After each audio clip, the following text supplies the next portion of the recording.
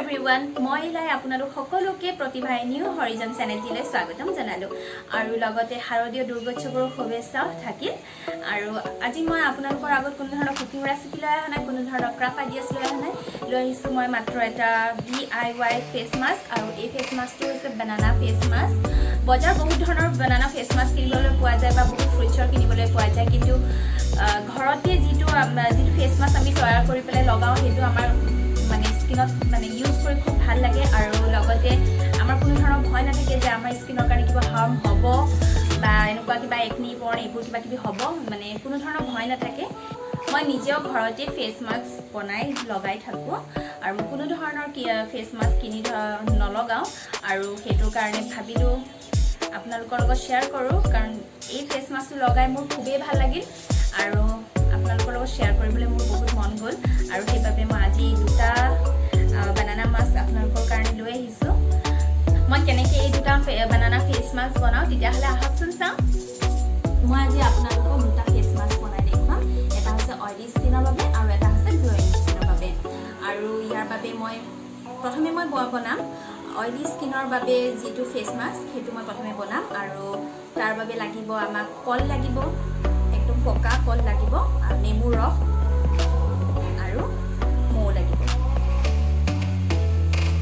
আৰু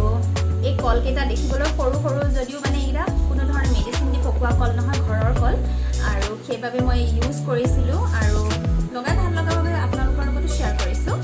আৰু প্ৰথমতে মই অইলি স্কিনৰ বাবে যিটো মাস্ক মই বনাম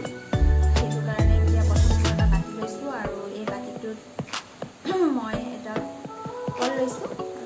কল লৈছোঁ এই কলটো মই এই ফৰ্কখনেৰে প্ৰথমে মেছ কৰি ল'ম খুব ধুনীয়াকৈ মেছ কৰি ল'ম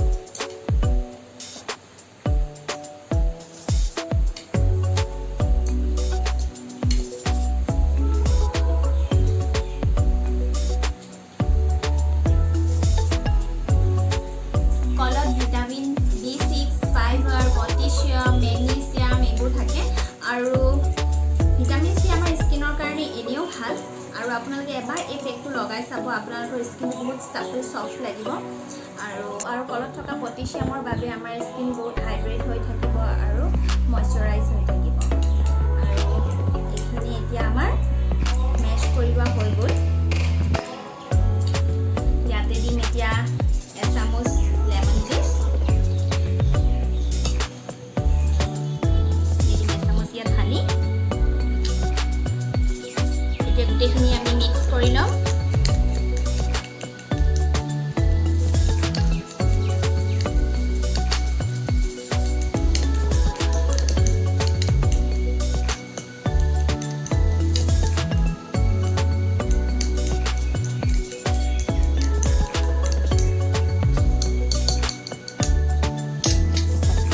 এতিয়া অইলি স্কিনৰ কাৰণে এই ফেচ মাস্কটো ৰেডি হৈ গ'ল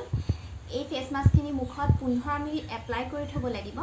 আৰু 15 মিনিটৰ পিছত ঠাণ্ডা পানীতে ধুই দিলে হৈ গ'ল আৰু নেক্সট আমি গ্ল'য়িং স্কিনৰ কাৰণে এটা ফেচ মাস্ক বনাম আৰু সেই ফেচ মাস্কৰ কাৰণে মই এতিয়া লৈছোঁ এটা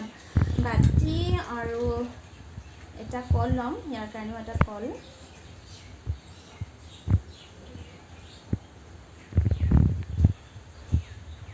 এই কলটোক মেছ কৰি ল'ম ধুনীয়াকৈ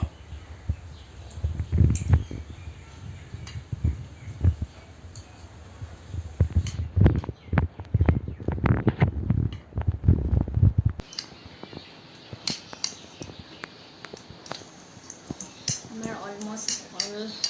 মেছ কৰি লোৱা হৈ গৈছে এতিয়া ইয়াতে দিম এচামুচ হানি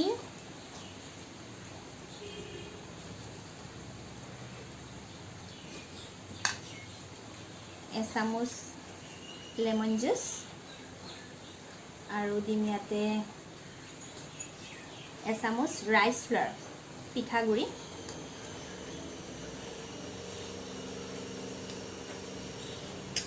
এতিয়া গোটেইখিনি আমি মিক্স কৰি ল'ম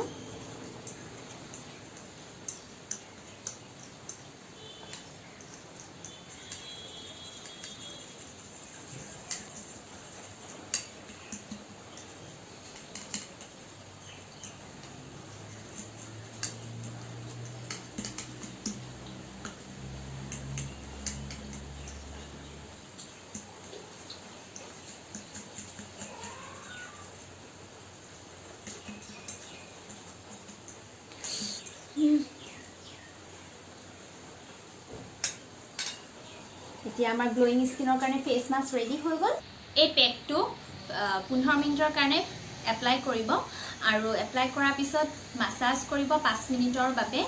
আৰু মাসাজ কৰোঁতে খুব সাৱধানে মাসাজ কৰিব, কাৰণ আমাৰ স্কিনবোৰ বিৰাট সফ্ট হয়। আমি স্কিনৰ মানে কেতিয়াও আমি যেনেকৈ চুলিক কোনো ধৰণৰ টৰ্চাৰ কৰিব নালাগে ন, ঠিক তেনেকৈ আমি স্কিনৰ লগত টৰ্চাৰ কৰিব নালাগে। খুব জোৰে জোৰে আমি মাসাজ কৰিব নালাগে, খুব ধুনীয়াকৈ চাৰ্কুলাৰ মোশ্যনত আমি নিজৰ মুখখনত মানে মাসাজ কৰিব লাগে। যিকোনো হেৰি আপোনালোকে যদি স্ক্ৰাব নিজেও কৰে বা মাসাজ কৰে, খুব ধুনীয়াকৈ লাহে লাহে কৰিব আৰু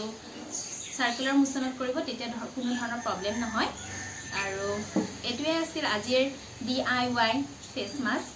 আৰু ঠিক এনেদৰে আপোনালোকৰ ওচৰত আকৌ পুনৰ আহিম নতুন নতুন ভিডিঅ' লৈ। চাই থাকিব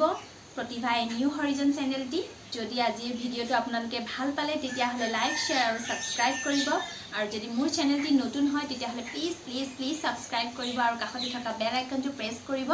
যাতে মই ভিডিঅ' আপলোড কৰাৰ লগে লগে আপোনালোকে ন'টিফিকেশ্যনবোৰ আগতীয়াকৈ পাই যায়। ধন্যবাদ।